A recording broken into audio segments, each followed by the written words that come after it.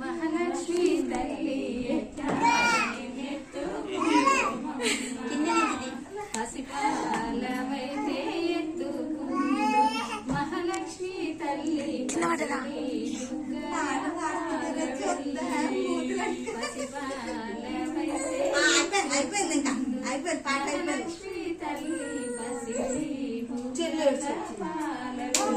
లడ్డు తినండి అమ్మా, లడ్డు తినండి.